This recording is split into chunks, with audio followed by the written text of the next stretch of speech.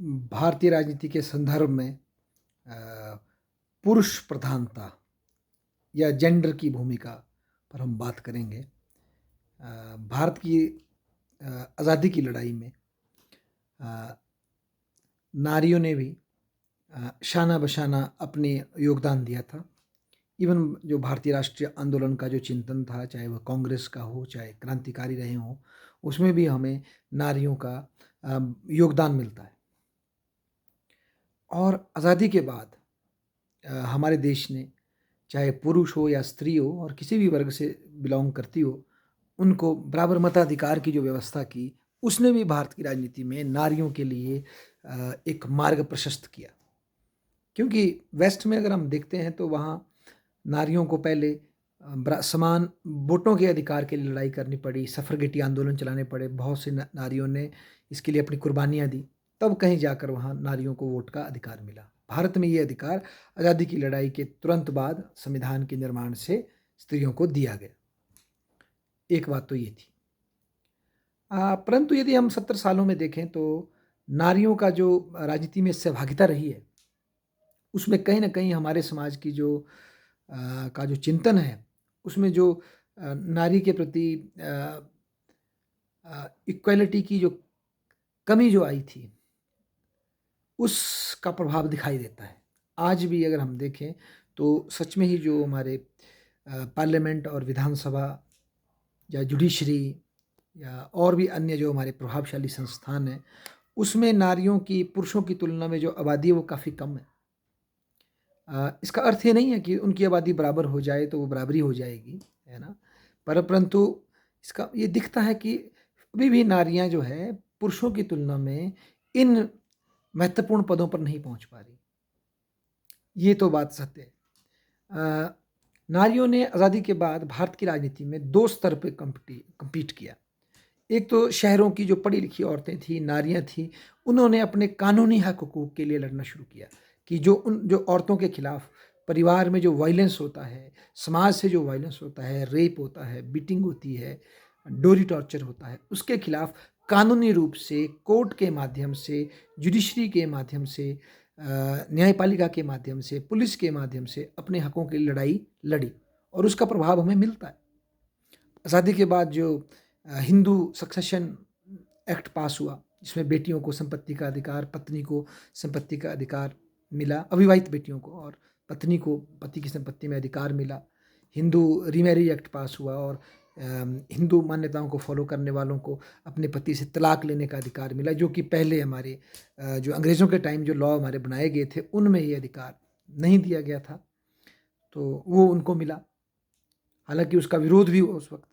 पर उससे दिखता है कि कहीं न कहीं रिलेटिव गेन्स लेडीज़ ने, इन पढ़ी-लिखी लेडीज़ ने लिए। हालाँकि इनका फ़ील्ड में, ग्रामीण क्षेत्र में औरतों को कितना लाभ हुआ वो दूसरी बात है, पर इन्होंने लड़ाई लड़ी और दहेज का विरुद्ध जो कानून पास हुआ, उसमें जो मुश्किलें आई उसको पास किया और ग्रेजुअली जो अन्य कानून आज हम देखते हैं, चाहे वो वर्क प्लेस पे सेक्सुअल हरासमेंट से सिक्योरिटी हो, डोमेस्टिक वायलेंस एक्ट हो, और भी कई बहुत सारे हमारे ऐसे लेजिस्लेशन पास हुए हैं जिसमें कि अर्बन वुमेन्स ने और पढ़ी लिखी औरतों ने लीगल सिस्टम से और पॉलिटिकल एलिट्स को इन्फ्लुएंस करके एक नारियों के लिए भारत में एक स्पेस खड़ा किया है, जहाँ पर नारियाँ कानून की दृष्टि में जा करके और लॉ एंड ऑर्डर के यूज़ से और इवन लीगल सिस्टम को इस तरह से ट्रांसफॉर्म करके अपने बराबर हकूक़ लेने में क्या रही हैं, कामयाब हुई हैं। दूसरी दृष्टिकोण में जो नारियों ने सहयोग दिया वो है ग्रास रूट लेवल पे जो गरीब नारियाँ थीं, जो समाज के सबसे कमज़ोर वर्गों से संबंध रखती थी, उन्होंने चाहे चिपको आंदोलन हो या जितने भी अन्य नर्मदा बचाए आंदोलन हो, पर्यावरण से संबंधित और लोकल लाइवलीहुड से संबंधित, चाहे झुग्गी झोंपड़ियों में रहने वाले लोगों के हक हकूक़ से संबंधित आंदोलन हो या जंगलों में आदिवासियों के अधिकारों से संबंधित जो आंदोलन हो, उनमें भी लेडीज़ ने ग्रास रूट लेवल से आगे बढ़ कर के आगे आकर के अपने हक की लड़ाई लड़ी, चाहे वो गौरा देवी हो या ऐसी बहुत सी नारियाँ हों जिन्होंने कि ग्रास रूट लेवल पे जो समाज के कमज़ोर सेक्शंस हैं उनके हक हकूक़ की लड़ाई लड़ी। ये भी एक अन्य मेथड था जिससे नारियाँ भारतीय राजनीति में उन्होंने अपना दबाव बढ़ाया। और 1990 के दशक के बाद तो जो पंचायती राज अधिनियम पास हुआ, उसमें नारियाँ जो है 33% उनको रिजर्वेशन मिली, चाहे वो SC/ST कैटेगरी से हों या सामान्य वर्ग से आएँ, उन्हें पंचायतों में रिज़र्वेशन मिला, जिससे उन्हें प्रधान और पंच और मेंबर बनती हैं, और सैकड़ों नारियाँ आज भारत के जो लोकतंत्र के जो प्रथम सीढ़ी है, उसके शहरी और ग्रामीण निकायों में भूमिकाएँ निभा रही हैं। ये भी एक बहुत बड़ा नारियों का भारतीय राजनीति के में एक पार्टिसिपेशन है।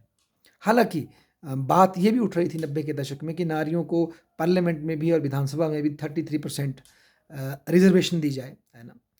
और ताकि उनकी सहभागिता और बढ़ सके, या पार्टियों को से ये एश्योर कराया जाए कि वे भी 33% जो है महिलाओं को रिज़र्वेशन दें, अपने टिकटों में आवंटन दें। जबकि पाया ये गया था कि अक्सर शुरू में महिलाओं को सुरक्षित स्थानों से ही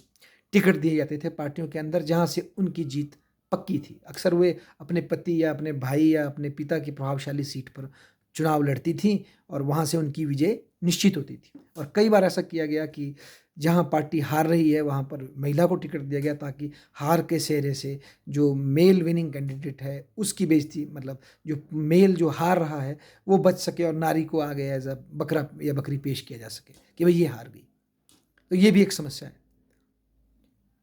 तो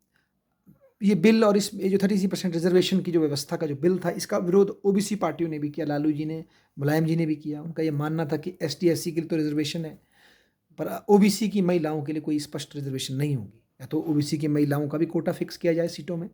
तब तो ये महिला रिजर्वेशन बिल लाया जाए। और कई समाजशास्त्री इससे एग्री भी करते हैं कि अगर हम महिलाओं के लिए 33% रिजर्वेशन लाते हैं तो इसमें बहुत सारी मध्यम वर्ग की जो और उच्च वर्ग की जो महिलाएं हैं, पत्नियां हैं, अच्छी बेटियां हैं, उनके लिए सीटें रक्षित हो जाएगी, ना कि समाज से लड़ कर के नीचे से उभरने वाली महिलाओं को मौका मिलेगा, बल्कि इलीट क्लास की महिलाओं को सीधी डायरेक्ट एंट्री पहुंच जाएगी। और वो बहुत संभावना है कि अपने पतियों, अपने भाइयों, अपने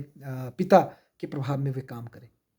और उनकी एक तरह से उनकी एंट्री के बावजूद भी विमेंस का जेन्युइन एम्पावरमेंट ना हो, ये भी संभावना है। इसके पश्चात आज़ादी के बाद जो ये शाह बानो मूवमेंट आए, जिसमें राजीव गांधी जी ने शाह बानो के केस में जो जस्टिस उस लेडी को कोर्ट में मिली थी, उसको दरकिनार करते हुए एक कानून पास किया, जिसके बाद उस स्त्री से उसका अधिकार छीना गया, क्योंकि मुस्लिम पर्सनल लॉ बोर्ड जैसे कंजर्वेटिव संस्थाएं उन मुस्लिम महिलाओं के अधिकार पर डाका डाल रही थी। वो भी एक बड़ी इंपॉर्टेंट मूवमेंट है, क्योंकि उसी समय बीजेपी का, हिंदुत्ववादी पार्टी बीजेपी का उद्भव हो रहा था, और बीजेपी ने उस समय शाह बानो के केस में शाह बानो का समर्थन किया, और uniform civil code, uniform UCC की मांग की, और ये मांग की कि सबके लिए सेम कानून होने, चाहे वो मुस्लिम महिला हो, चाहे हिंदू महिला हो, चाहे क्रिश्चियन महिला हो, सबको बराबर हक हकूक मिलने चाहिए। बीजेपी ने वहाँ से ये स्पष्ट स्टैंड लिया। इसके अतिरिक्त अगर हम देखें तो उमा भारती, साध्वी रितंबरा, सिंधिया परिवार की राजमाता, इन लोगों ने जो हिंदुत्व की उत्पत्ति हुई थी उसके आंदोलन को चलाने में बड़ी महत्वपूर्ण भूमिका निभाई, और ये अपने आप में एक रेबल राउजर के रूप में उभर कर सामने आई। ये हिंदुत्व के माध्यम से जो महिलाएं आगे बढ़ी,